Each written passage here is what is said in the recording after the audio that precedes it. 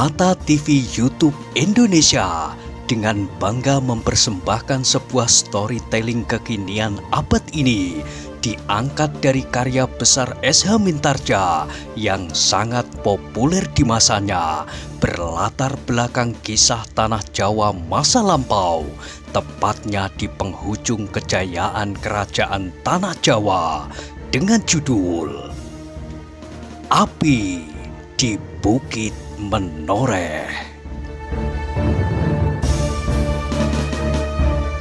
Pada kesempatan yang sangat baik ini, kita masuk pada episode yang ke-42. Selamat menikmati. Pada episode sebelumnya telah diceritakan, pertempuran itu pun segera berkobar dengan sengitnya. Tetapi pertempuran ini tidak lagi berlangsung di tengah-tengah desa yang rimbun dan gelap pepat di udara terbuka. Maka mereka masih mempunyai kesempatan yang lebih baik untuk mengamati kawan dan lawan.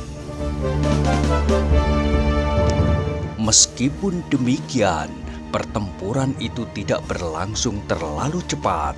Masing-masing masih juga ragu-ragu untuk mengayunkan pedang-pedang mereka dengan lepas. Karena itu baik Laskar Macan Kepatihan maupun Laskar Widura di bawah pimpinan Untara itu pun menganggap perlu bahwa beberapa orang di antara mereka menyalakan obor-obor. Ternyata laskar yang dihadapi oleh Tohpati itu cukup berat, sehingga terdengar suara Macan Kepatihan itu lantang.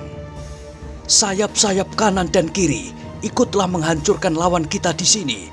Baru kemudian kita bersama-sama memasuki Sangkal Putung." Untara mendengar pula aba-aba itu, tetapi ia tidak memberi aba-aba imbangan. Dibiarkannya sayap-sayapnya menyergap. Kemudian setelah pertempuran menjadi riuh, maka sayap-sayap kanan dan kiri dari Laskar Tohpati itu pun kemudian segera menyergap lawannya dari arah lambung. Sehingga dengan demikian pertempuran itu menjadi bertambah sengit. Ketika sekali lagi Untara mengawasi pertempuran itu, maka hatinya menjadi tenang. Jumlah laskarnya kini telah seimbang dengan Laskar Tohpati. Namun meskipun demikian, kemudian disadarinya bahwa anak-anak muda Sangkal Putung yang ikut serta dengan mereka masih belum memiliki kekuatan yang sama dengan Laskar Pajang sendiri. Karena itu, maka Untara kemudian memerintahkan kepada dua orang penghubung untuk segera menggerakkan sayap-sayap laskar mereka. Macan Kepatihan itu tersenyum melihat keseimbangan pertempuran. Menurut perhitungannya, maka ia akan dapat mengatasi lawannya itu. Namun ia tidak tahu bagaimanakah keadaan Laskar Sonokeling. Kalau induk pasukan Pajang telah ditarik untuk melawan Laskar Sonokeling, maka keadaan Sonokeling pasti akan gawat. Karena itu maka Macan Kepatihan segera mengerahkan segenap kekuatan yang ada padanya untuk menebus kekalahan kecil yang dialaminya pada benturan pertama. Tetapi semakin lama Macan Kepatihan itu menjadi semakin yakin bahwa laskarnya akan dapat menjebolkan pertahanan pasukan Pajang dan akan dapat langsung memasuki induk desa Sangkal Putung. Namun tiba-tiba ia terkejut. Dilihatnya sekumpulan pasukan muncul di arah selatan, langsung menyerbu ke dalam perkelahian itu. Sesaat ia berdiri tegak seperti patung, kemudian terdengar suaranya lantang. "Sayap kiri, siap melawan sayap lawan." Yang berada di sayap kiri terkejut. Mendengar teriakan itu, seorang anak muda dengan mata yang tajam, setajam mata alap-alap, menengadahkan wajahnya. Dilihatnya sekelompok laskar langsung menyerbu ke arah mereka yang sedang menghantam lawan dari arah lambung itu. Dengan tergesa-gesa, anak muda itu menarik beberapa orangnya yang dengan tergesa-gesa pula melepaskan lawan-lawan mereka. Dengan marahnya anak muda yang memimpin sayap kanan Laskar Macan Kepatihan itu menggeram. Kemudian dengan senjata di tangan, ia mendahului anak buahnya meloncat menyongsong laskar yang datang itu. Yang berdiri di paling depan dari Laskar Pajang adalah Citragati. Ketika ia melihat lawan menyongsongnya, segera ditundukkannya pedangnya dan tanpa berkata sepatah kata pun, maka kedua orang itu telah terlibat dalam satu perkelahian. Sedang anak buah mereka pun segera menghambur dan dengan sengitnya kemudian campuh beradu senjata. Agung Sedayu yang berada di dalam sayap itu melihat Citragati bertempur dengan sekuat tenaganya. Lawannya adalah seorang anak muda yang lincah, namun serangannya kuat dan garang. Tiba-tiba dada Agung Sedayu berdesir. "Alap-alap Jolotundo," desisnya. Namun ia tidak dapat berbuat sesuatu atas perkelahian di antara kedua pemimpin sayap itu. Ketika kedua belah pihak telah tenggelam dalam suatu pertempuran, Agung Sedayu pun ikut bertempur pula. Pertempuran ini adalah pertempuran yang pertama kali dialami. Meskipun dengan pedangnya ia mampu melawan setiap serangan yang datang kepadanya, namun terasa sesuatu bergolak di dalam dadanya. Ketika sekali pedangnya terayun, memukul pedang lawannya dengan kekuatannya yang tercurah sepenuhnya, maka pedang lawannya itu terpental jatuh. Kini kesempatan terbuka baginya. Lamat-lamat ia melihat wajah orang itu dalam cahaya obor. Di kejauhan menyeringai pedih. Dilihatnya betapa wajah itu menjadi ketakutan melihat pedangnya. Ketika tangan Agung Sedayu terjulur dan ujung pedangnya hampir menembus dada lawannya, tiba-tiba ia menjadi ragu-ragu. Ketakutan yang terbayang di wajah lawannya yang telah tidak bersenjata itu membangkitkan iba di hatinya. Ia belum pernah membunuh orang dan ia sendiri pernah mengalami betapa sakit perasaan yang dikejar-kejar oleh ketakutan. Karena itu, maka tiba-tiba tangannya yang sudah terjulur itu digerakkan ke samping sehingga pedangnya tidak menembus dada lawannya yang telah berputus asa. Lawannya terkejut bukan buatan. Matanya telah menjadi gelap dan harapannya telah putus. Sekilas terbayang istrinya yang masih muda menunggunya, serta anaknya yang baru berumur 3 bulan. Anak yang masih belum pernah ditimangnya, sebab selama ini ia selalu mengembara dari satu tempat ke lain tempat bersama-sama dengan alap-alap Jolotundo atau pemimpin-pemimpin Jipang yang lain. Tetapi tiba-tiba terasa kaki lawannya itu mendesak dadanya dan terdengar suaranya lirih. "Pergi, kalau kau masih berdiri di situ, aku bunuh kau." Orang itu benar-benar tidak mengerti, namun secepat kilat ia meloncat ke samping, menyusup di antara teman-temannya, dan dengan nafas terengah-engah ia berdiri di belakang pertempuran itu. Sesaat ia mencoba untuk mengenangkan apa yang baru saja terjadi. "Mustahil, mustahil," katanya di dalam hati sambil menggeleng-gelengkan kepalanya. Namun ternyata ia masih hidup. Ketika ia menggeleng-gelengkan kepalanya, maka yang dilihatnya masih saja perkelahian yang seru. Ia tidak sedang mimpi, karena itu segera ia meloncat kembali, mengambil pedang seorang kawannya yang terluka. "Mari, berikan senjata itu kepadaku." Kawannya yang sedang terluka itu merangkak ke samping, diberikannya pedangnya kepada kawannya sambil berdesah. Bunuhlah siapa saja yang kau temui. Aku sudah dilukainya dan lukaku parah." Orang itu menerima pedang itu dengan tangan gemetar. Kawannya dilukai dadanya, sedang dirinya sendiri yang telah pasrah pada nasib tiba-tiba mendapat kesempatan untuk hidup. Dan apakah sekarang ia harus membunuh? Tetapi ia tidak mendapat kesempatan untuk berpikir lebih panjang. Sekali lagi ia melihat seorang kawannya jatuh terlentang dengan luka di dadanya. Karena itu, segera ia meloncat kembali memasuki arena pertempuran yang menjadi kian sengit. Agung Sedayu masih juga bertempur dengan gagahnya.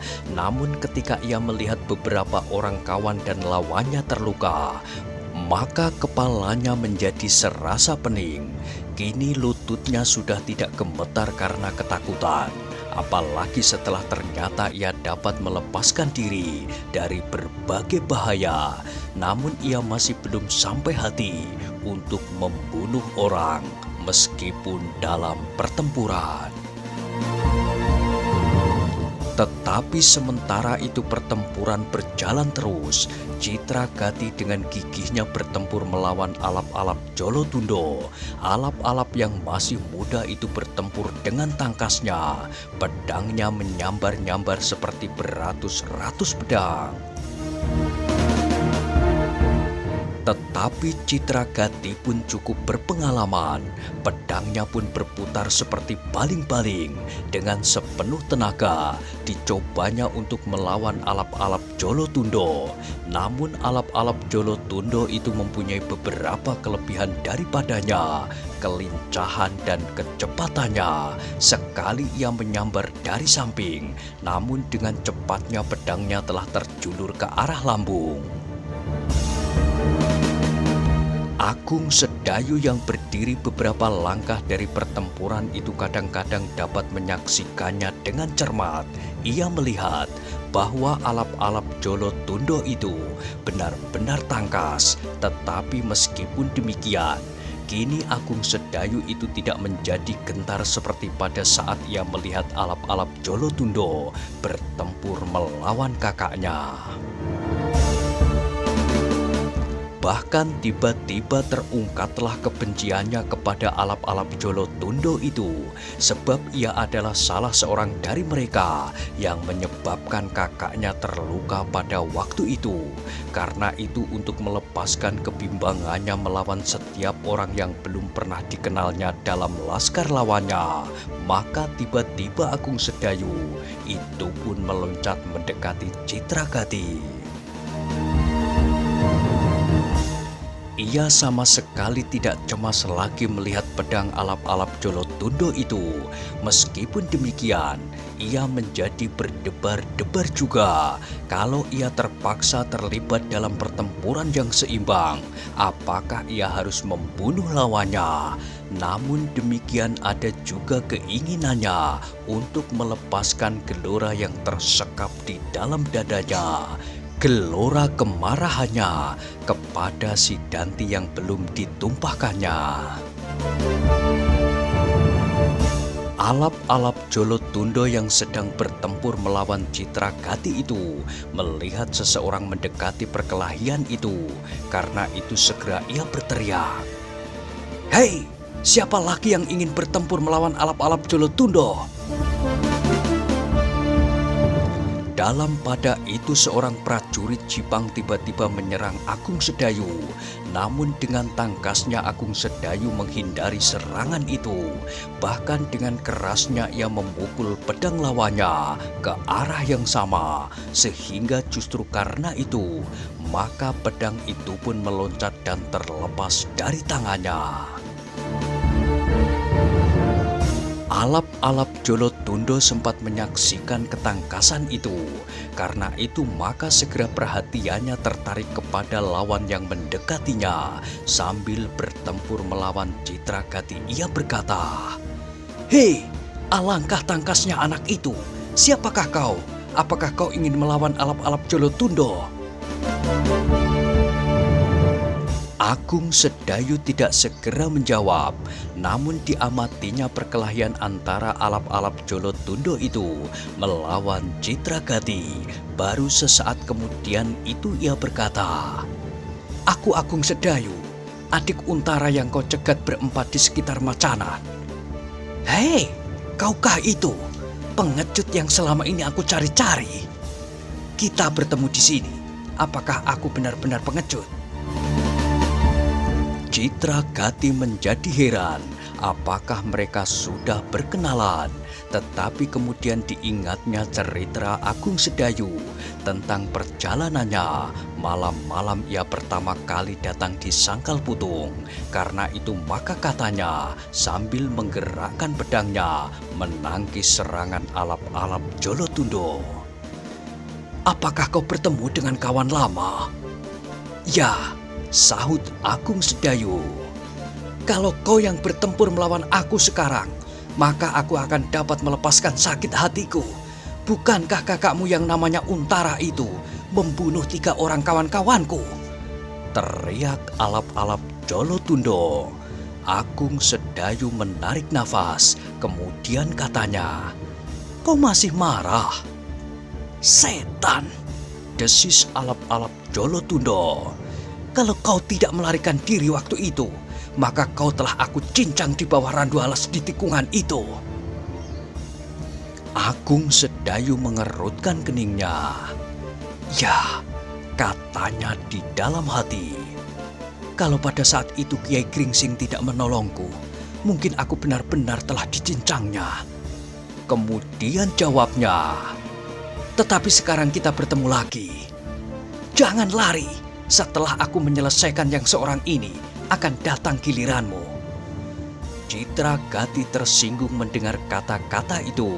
Karena itu ia memperketat serangannya sambil berteriak, "Apa kau sangka aku ini dapat kau kalahkan?" Alap-alap Jolotundo itu terkejut. Serangan Citragati benar-benar berbahaya. Sedang seorang yang lain telah menyerang Agung Sedayu pula. Namun sekali lagi dengan mudahnya Agung Sedayu dapat menghindarinya. Bertempur beberapa saat, kemudian dengan sekuat tenaga melawan serangan orang itu. Dengan serangan pula, sehingga kedua senjata mereka beradu. Ketika pedang lawannya itu masih bergetar di tangannya, maka dengan cepatnya Agung Sedayu memukul pedang itu sehingga terlepas pula dari genggamannya. Namun sekali lagi ia ragu-ragu untuk membunuhnya, maka dibiarkannya lawannya itu berlari menyusup di antara riuhnya pertempuran. Kini setelah beberapa kali Agung Sedayu meyakinkan kemampuannya, maka dengan tangkasnya ia meloncat mendekati Citragati sambil berkata, "Lepaskan anak muda itu, Paman. Biarlah ia melawan aku dahulu." Citragati mengangkat dahinya. Sebenarnya ia ingin menyobek mulut alap-alap Jolotundo yang telah menghinanya itu. Tetapi ia tidak mampu. Karena itu maka jawabnya, "Silahkan, kalau kawan lama sudah bertemu, maka aku akan menyingkir." "Kau mau bunuh diri?" teriak alap-alap Jolotundo. "Beberapa waktu yang lalu kau melarikan dirimu. Sekarang kau bersombong diri melawan aku." "Pada waktu itu pun aku tidak lari. sahut Agung Sedayu yang mencoba menutupi kekecewaannya atas masa lampau itu. "Waktu itu aku sedang menyelamatkan Kakang Untara." Alap-alap Jolotundo mencibirkan bibirnya. Anak muda itu dapat mengingatnya dengan baik ketika Agung Sedayu berdiri dengan gemetar melihat Untara bertempur seorang diri. Tetapi alap-alap Jolotundo itu benar-benar menjadi heran bahwa kini Agung Sedayu benar-benar berani melawannya atas kehendak sendiri, bahkan sengaja mendatanginya dan menyatakan dirinya untuk bertempur melawannya. Sementara itu, pertempuran masih berlangsung terus. Citragati yang kemudian melepaskan lawannya segera mendapat serangan dari orang-orang alap-alap Jolotundo yang menyangka bahwa Agung Sedayu dan Citragati akan mengeroyok pimpinan sayapnya itu. Tetapi Citragati segera berkisar dari tempatnya dan menyambut serangan itu dalam jarak yang cukup dari alap-alap Jolotundo. Kini alap-alap Jolotundo berdiri bebas tanpa lawan seperti Agung Sedayu. Anak buahnya segera mengerti bahwa mereka berdua akan berhadapan sebagai lawan. Demikian juga dengan anak buah Citragati. Karena itu maka mereka tidak akan mengganggu kedua orang yang sudah siap untuk bertempur itu. Bahkan mereka sedang sibuk melayani lawan masing-masing. Alap-alap Jolotundo itu sekali melayangkan pandangannya ke arena yang tidak begitu luas itu. Perkelahian masih berlangsung dengan sengitnya.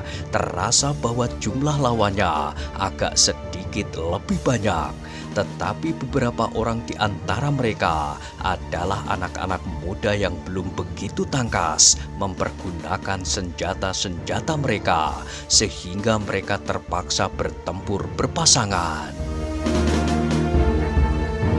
Tetapi anak buah Widura sendiri telah bertempur mati-matian dan sebenarnya lah tandang mereka ngedap-edapi.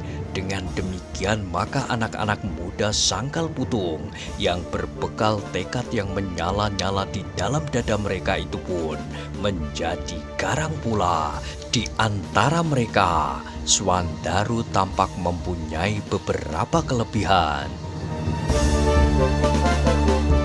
Bahkan kini ia tidak kalah tangkas dengan setiap orang di dalam pasukan kecil itu.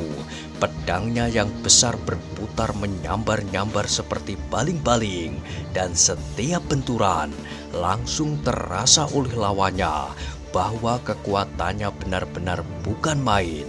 Karena itulah maka Swandaru itu benar-benar mengamuk seperti banteng yang terluka. Alap-alap Jolotundo itu kemudian memandang Agung Sedayu yang telah siap berdiri di mukanya. Dengan wajah yang tegang, alap-alap Jolotundo itu membentak, "Hei, apakah kau sekarang sudah mendapat seorang guru yang pilih tanding, yang mampu meremas prahara?" Agung Sedayu masih juga berdebar-debar. Meskipun demikian ia merasa bahwa ia tidak takut lagi menghadapinya. Karena itu maka katanya, "Alap-alap Jolotundo, aku telah mendapat guru yang sangat baik. Aku berguru pada keadaan dan waktu. Akhirnya aku berani menghadapimu kini." Alap-alap Jolotundo tertawa. Katanya, "Nah, berperisailah dengan segala macam mantra, doa, aji, dan ilmu. Namun sebentar lagi dadamu akan tembus oleh ujung pedangku." "Tidak, aku hanya berperisai dengan keyakinan akan kebenaran perjuanganku. Mudah-mudahan Tuhan membenarkan pula." Setiap orang meyakini kebenaran perjuangannya. Aku pun yakin. Karena itu, jangan membual tentang kebenaran." "Kau benar," sahut Agung Sedayu. "Tetapi marilah kita cari kebenaran yang jujur, kebenaran yang dibenarkan oleh Tuhan kita. Bukankah kau juga mengakui kebenaran yang mutlak itu? Pandangan kita tak akan bertemu." Mungkin tidak, tetapi apa yang kau lakukan selama ini, perampokan, pencegatan, perkosaan atas kebebasan dan kemanusiaan, adalah sama sekali tidak mencerminkan kebenaran perjuanganmu. Jangan menggurui aku. Kita sudah memegang pedang di tangan masing-masing. Bagus, aku sudah siap. Alap-alap Jolotundo tidak berbicara lagi. Segera ia meloncat sambil menjulurkan pedangnya. Namun Agung Sedayu pun telah siap pula. Ia telah banyak mengalami penempaan selama ini. Dari kakaknya di masa kanak-kanaknya, dari ayahnya, dan akhirnya dari pamannya. Namun ia sendiri telah menemukan banyak persoalan yang dapat dipecahkannya lewat lukisan-lukisannya yang telah disempurnakan oleh kakaknya. Sehingga dengan demikian, maka alap-alap Jolotundo benar-benar menjadi heran. Agung Sedayu adalah anak muda yang perkasa. Demikianlah mereka terlibat dalam perkelahian yang sangat sengit. Alap-alap Jolotundo yang bertanggung jawab atas anak buahnya segera mengerahkan segenap kemampuannya untuk secepat-cepatnya berusaha menyelesaikan pertempuran itu. Sedang Agung Sedayu kemudian melawannya dengan gigih. Namun dalam pada itu, tiba-tiba timbullah berbagai pertanyaan di dalam diri Agung Sedayu. Ia belum pernah mengalami pertempuran yang sebenarnya. Karena itu, ia menjadi heran. Apakah alap-alap Jolotundo itu tidak bertempur dengan segenap kemampuannya? Apakah anak muda itu sengaja memancingnya atau membiarkannya menjadi lelah? Sampai sedemikian lama, Agung Sedayu sama sekali tidak merasakan sesuatu kesulitan untuk melawan alap-alap Jolotundo yang ditakutinya. Ia dapat melawan dengan baik. Bahkan kadang-kadang ia mampu melibat lawannya dalam keadaan yang sangat sulit. Karena itu maka Agung Sedayu justru menjadi bingung. Ia akhirnya menyangka bahwa alap-alap Jolotundo belum bertempur dengan sepenuh kemampuannya. Dengan demikian, maka Agung Sedayu pun berusaha menyimpan sebagian dari tenaganya untuk menghadapi setiap saat apabila alap-alap Jolotundo itu mengerahkan ilmunya. Tetapi sebenarnya lah bahwa alap-alap Jolotundo itu telah berjuang mati-matian untuk membinasakan lawannya. Namun betapa ia menjadi heran, lawannya itu menjadi seperti hantu yang sangat membingungkannya. Sekali-sekali ia dapat menghadapinya dengan mantap, namun tiba-tiba bayangannya telah melontar mengitarinya seperti bayangan hantu yang tidak berjejak di atas tanah. Karena itu, maka keringat dingin telah mengalir di segenap wajah kulitnya. Meskipun demikian, alap-alap Jolotundo itu masih bertempur dengan garangnya. Hal inilah yang tidak diketahui oleh Agung Sedayu. Ia masih menyangka bahwa alap-alap Jolotundo itu belum bertempur dengan sebenarnya. Dengan demikian, maka Agung Sedayu itu pun masih menunggu disimpannya sebagian dari tenaganya. Apabila saatnya datang, maka segera ia siap untuk bertempur mati-matian. Bagaimanapun juga, Agung Sedayu itu masih juga terpengaruh kenangan masa-masa lampaunya. Ia masih menganggap bahwa alap-alap Jolotundo itu adalah seorang anak muda yang perkasa. Karena itu, maka ketika ia mengalami pertempuran melawan alap-alap itu, ia menjadi ragu-ragu. Sebab dalam perkelahian itu ternyata bahwa alap-alap Jolotundo sama sekali tidak segarang yang disangkanya. Sehingga dengan demikian ia tetap mengira bahwa alap-alap Jolotundo itu masih menyimpan sesuatu yang akan dipakainya untuk mengakhiri pertempuran. Demikianlah maka mereka berdua masih bertempur dengan serunya di dalam riuhnya pertempuran antara Laskar Widura dan anak-anak Sangkal Putung di satu pihak dan Laskar Tohpati di lain pihak. Sementara itu induk pasukan mereka pun bertempur dengan serunya pula. Mereka telah berjuang sekuat-kuat tenaga mereka sejak munculnya laskar yang dipimpin oleh Citragati itu. Maka Macan Kepatihan yang cerdik segera dapat menduga bahwa akan datang pula serangan dari sayap yang lain. Karena itu segera ia berteriak, "Siapkan sayap kiri!" Dan sebenarnya lah Laskar Pajang yang dipimpin oleh Sidanti itu pun segera melanda lawannya seperti arus banjir yang berusaha memecahkan tebing, bergulung-gulung gelombang demi gelombang. Sidanti telah mengatur anak buahnya dalam sap-sap yang tipis. Sebagian anak buahnya langsung berusaha masuk ke dalam barisan lawan. Sedang lawan-lawan mereka yang berdiri di baris terdepan harus berhadapan dengan lapis-lapis yang berikutnya. Dengan demikian maka mereka menjadi ragu-ragu. Karena itu, maka pertempuran yang ribut itu berlangsung dalam suasana yang tidak menentu. Apalagi malam yang pekat telah melindungi wajah-wajah mereka, sehingga sukar untuk membedakan siapakah lawan dan yang manakah kawan.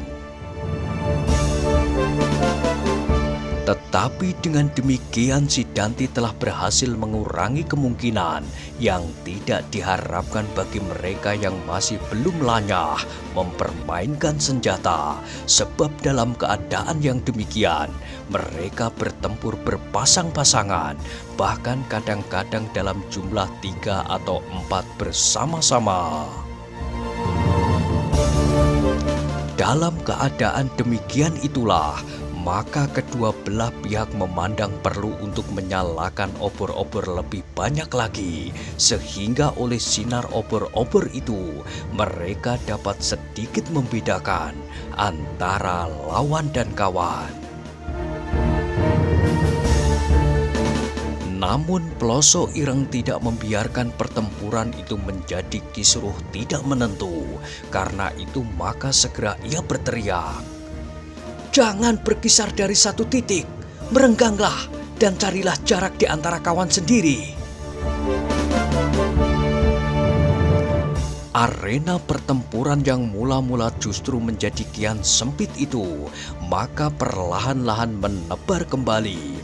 Laskar Jipang bukan pula laskar kemarin petang. Karena itu, segera mereka dapat menempatkan diri mereka dengan baik. Sidanti yang memimpin Laskar Pajang itu pun segera dapat melihat siapakah yang memegang perintah dalam laskar lawannya. Karena itu, maka tanpa berkata apapun, segera ia meloncat menyerbunya. Ploso Ireng terkejut melihat anak muda itu. Sekali ia meloncat ke samping, kemudian dengan menggeram ia berkata, "Siapakah kau?" "Sidanti," sahut Sidanti. Namun sementara itu senjatanya yang berujung tajam di kedua sisinya berputar dengan cepatnya, sekali-sekali mematuk dan sekali-sekali menyambar hampir menyentuh wajah Ploso Ireng. Ploso Ireng itu menjadi marah bukan buatan. Dengan menangkis setiap serangan Sidanti ia menggeram, "Apakah kau sudah jemu hidup?" Sidanti menyerang semakin garang. Meskipun demikian ia menjawab, "Kita berada di medan pertempuran, jangan ribut." Ploso Ireng itu kemudian berteriak nyaring. Dengan garangnya ia melawan serangan-serangan si Danti. Ia pun bukan anak-anak yang baru sekali menyaksikan darah tertumpah. Ploso Ireng adalah prajurit sejak mudanya. Seakan-akan ia memang dilahirkan untuk memanggul senjata. Demikianlah perkelahian itu cepat menanjak menjadi dahsyat sekali. Si Danti bergerak dengan lincahnya, sedang Ploso Ireng bertempur dengan tangguhnya. Keduanya memiliki beberapa kelebihan dari orang-orang kebanyakan. Namun ketika Ploso Ireng sempat memperhatikan senjata lawannya, maka ia pun menjadi berdebar-debar. Ciri yang ada di tangan si Danti itu adalah ciri-ciri perguruan Tambak Wedi. Desisnya sambil bertempur. "Apakah kau murid Ki Tambak Wedi?" Si Danti menjadi berbangga hati mendengar pertanyaan itu. "Ya," jawabnya singkat. Sekali lagi Ploso Ireng menggeram. "Jangan berbangga. Aku mendengar nama Ki Tambak Wedi dari Macan Kepatihan. Karena itu aku akan mencoba. Apakah berita tentang Tambak Wedi itu benar-benar mendebarkan hati?" Si Danti menjadi tersinggung karenanya, maka senjatanya menjadi semakin dahsyat berputar-putar mengitari tubuh lawannya. Bagaimana Ploso Ireng pun telah mencapai puncak kemarahannya. Dengan demikian, maka pertempuran itu menjadi bertambah seru. Nah, bagaimanakah kisah selanjutnya? Silahkan ikuti terus kisah Api di Bukit Menoreh pada episode berikutnya. Sampai jumpa.